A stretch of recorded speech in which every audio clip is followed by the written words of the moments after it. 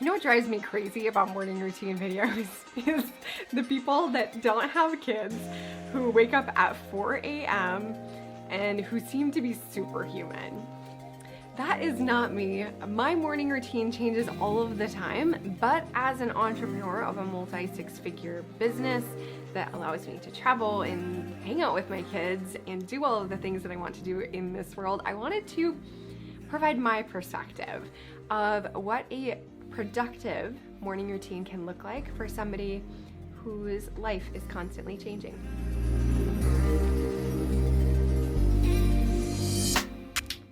The most important ingredient of my morning routine is a good night of sleep. I don't know if that's cheating a little bit, but I am militant about going to bed at a reasonable time so that I can get like a solid 8 or 9 hours of sleep, which my body needs. Maybe your body needs less, and I am jealous. My morning isn't going to be great if I don't have a decent night of sleep. So I make sure that I am not eating or drinking anything within a couple hours of bedtime. I try to have a cutoff of 6:30. I am not perfect with any of these habits, so this is more of an ideal morning routine than something that happens every day. But it does improve my quality of sleep. Plus, we have blackout shades in our bedroom. We have a white noise maker. And I wake up in the morning with a sunrise light alarm. So like it gradually gets brighter and brighter and brighter over a 10 or 15 minute time period. It's like it simulates sunrise, and it's such a peaceful way to wake up. If for whatever reason I don't wake up from the light, then alarm does go off eventually. But anytime I can avoid that like screeching sound in my ears, I enjoy that. And it has been such a beautiful start to my morning.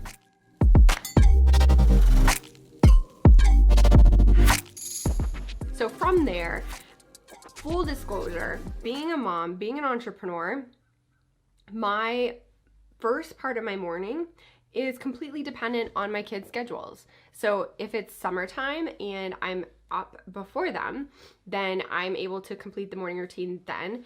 But I don't beat myself up during the school year when the first hour of my day is completely dedicated to them, to feeding, clothing, getting them out the door, all of those things, because I'm first a mother. So what I do during the school year is I spend that hour with them in the morning first, and then when I get back from the drop-off, the school drop-off, that's when I actually start my morning routine during the school year. So give yourself permission to adjust your morning rituals to when it actually works for your life.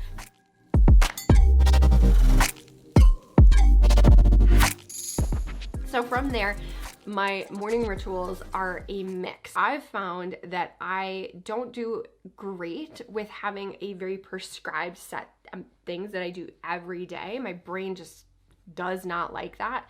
So I like to think about my morning routine as like this buffet of options. So I have a bunch of habits that I know work really well for me.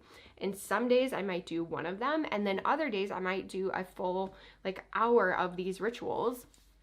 And that's what my brain wants to do for the day. So I also like to give myself permission, not only in the time that I'm completing these tasks, but in the amount and the particular flavor that I'm going to choose for the day. So one thing I always like to do is I drink a liter of water. So I hydrate before I caffeinate. This was such an important game changer because it's a really easy habit to do. It's literally just drinking water before I pour caffeine down my mouth, down my gullet. And it just is replenishing the body after being dehydrated for the 8 hours, 9 hours that you're sleeping at night. So definitely water.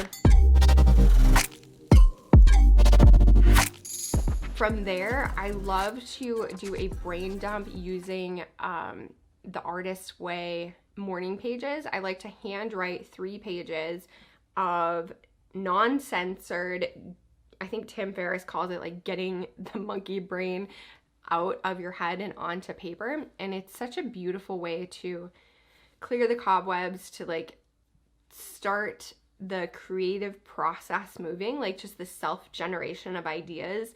It also allows me to capture any anxieties or like chatter I have going on in my head right away in the morning to make space for the more productive work that I'm going to do later.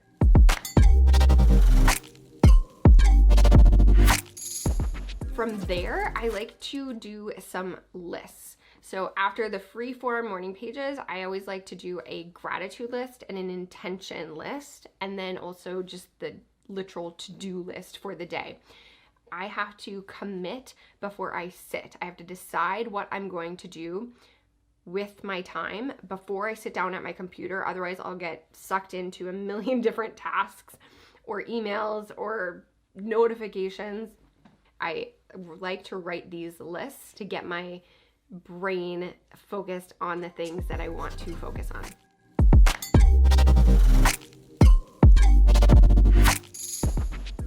Each day I do best if I have some time for quiet. So sometimes this looks like a meditation. I really love the Insight Timer app for meditation. They have all sorts of different people that have released content on there for free, which is amazing.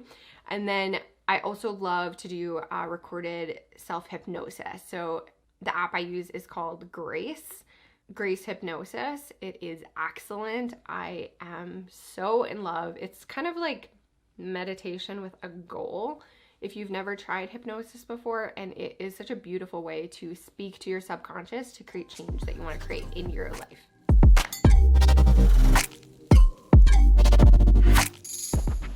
So those are the things that I try to fit in or sample from in my morning.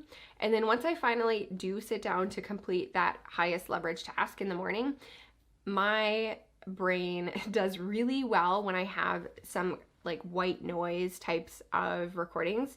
So I love to search for binaural beats on either Spotify or my Apple radio and play those while I'm getting into my creative work in the morning. So whether that's working on writing my book, The Clarity Code, coming out later this year, or if I'm working on a big client project or planning curriculum or content, having the binaural beats just helps my brain stay focused on the task at hand.